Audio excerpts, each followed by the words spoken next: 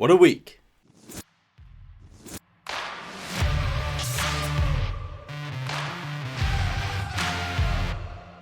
Welcome back to Defending Football. Thank you guys so much for watching. The UFL started this weekend, and it had 4 amazing games. 2 games on Saturday and 2 games on Sunday. Unfortunately, my Defenders did not survive the weekend, but we still had some great football. We're going to be going over all 4 games that happened this weekend and my updated power rankings at the end. So let's get right into it. Game 1, you have the defending champion Renegades versus the 2-time champion Birmingham Stallions. And the Stallions traveled into Arlington and took care of business. 27-14 was the final score of this game. And Luis Perez once again had the first touchdown in a spring football's history. He's now done it in the XFL, USFL, and UFL. And he connected for a deep bomb touchdown in this game, but he also had crucial turnovers. The Renegades started off pretty hot in the game, controlling it, but until one man, Matt Corral, quarterback for the Stallions, sent a strike right before halftime for a touchdown. One of the most beautiful throws of the weekend. And that completely shifted the momentum. Birmingham never let it go after that. I know people had been saying that Birmingham is the best team, and I've had them at number 1. But I think we were all looking for that confirmation. Matt Corral definitely solidified himself as the starting quarterback in this game. They were running the T-bone for touchdowns, and the Renegades could do nothing in the second half of this game. And I'm glad the Renegades lost because it helps the Defenders. But overall, an amazing game, a good game to open up, although it wasn't as good as Game 2. Battlehawks go into Michigan to play the Panthers. As you guys know, I had this as my lock of the week that the Battlehawks were going to blow out the Panthers.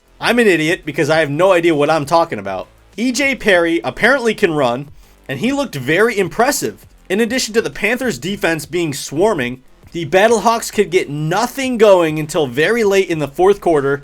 And I was getting deja vu to last year against the Brahmas, where he came back and won the game last second, where the Battlehawks did not deserve it. And it happened once again.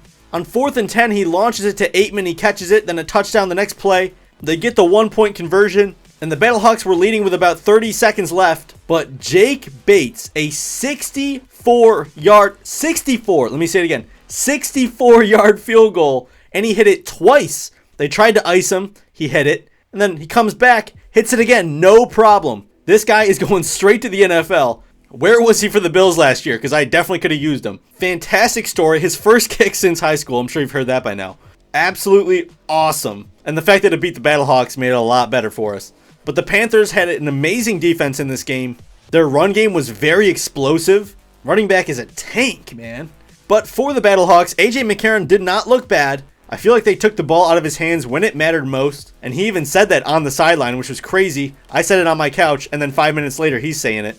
But AJ did play well, threw 2 touchdowns, and probably did enough to get that win if he doesn't hit a 64-yarder. That was insane. That was the best game of the weekend, though, because for me, the worst game was Game 3. The DC Defenders had to travel into the Alamo Dome, where we lost the championship, and it did not look good. The Brahmas starting Chase Garbers had no idea what he was going to be, and it looks like he was a perfect quarterback for the system that A.J. Smith wants to run. They had a lot of aggression on us, going for 4th downs, and our defense was definitely caught off guard. I was correct about that. What I was not correct about was the Defenders closing out the game to win. And I will say one thing, people are putting the Defenders at number 8 in the power rankings. I understand why, but you also need to understand, they were in this game until the very end. We basically had no running game, and Te'amu carried the whole team with his arm, leads the league in passing right now. Hit a bunch of different players. He somehow got us out of a lot of bad situations, 3rd and 20s, things of that nature. I was pretty impressed with Te'amu's arm in this game. The problem was it was hard to protect him, and we couldn't run the ball. So the defense could really cue off on Te'amu, and there is one player, Gene DeLance. But I'll save that for later, because we are making a separate video just for what happened in the Defenders game. Obviously, we're a Defenders channel, we gotta cover it. But number 59 was a big reason why the Defenders lost this game. But the Brahmas are stacked with talent, man. I was trying to tell you guys. But geez, the Brahmas looked prepared, and Chase Garbers had a day. And the Brahmas won 27-12. We didn't even score a touchdown. Then game number 4, we had the Houston Roughnecks hosting the Showboats. This game probably should have been my lock of the week. I will start off with the Roughnecks, though. Their defense is swarming. Their front 7 is ridiculous, especially their interior. Reuben Foster is a goated player, man. I did see he got hurt. Hopefully he's all right. That man could probably carry a defense by himself. Jared Garantano, the Roughnecks rookie quarterback, looked okay in this game. I feel like they need to get him in space running a little bit more, as the Roughnecks did not have Mark Thompson, their best rusher last year. So the Roughnecks, I feel like, really couldn't do much on offense and shot themselves in the foot, similar to DC. And for the Showboats, they played good enough to win. They had a pretty lucky touchdown early defensively, but Case Cookus is tough as nails. I'm hoping he can last all season because he took a lot of hits today. But Case Cookus throws an amazing ball, perfect ball placement, and Cookus is very impressive, man. Overall, this game was fun to watch, but obviously an amazing game, and I feel like the UFL had an amazing opening weekend. I'm hoping everyone watching this video at least watched one game, but it is time for the updated power rankings, and it's gonna hurt. At number 1, we have the Stallions. People are saying the Brahmas are better than them. I'm not saying they're not. What I am saying is the Stallions were already at 1 on my power rankings, so why would I move them?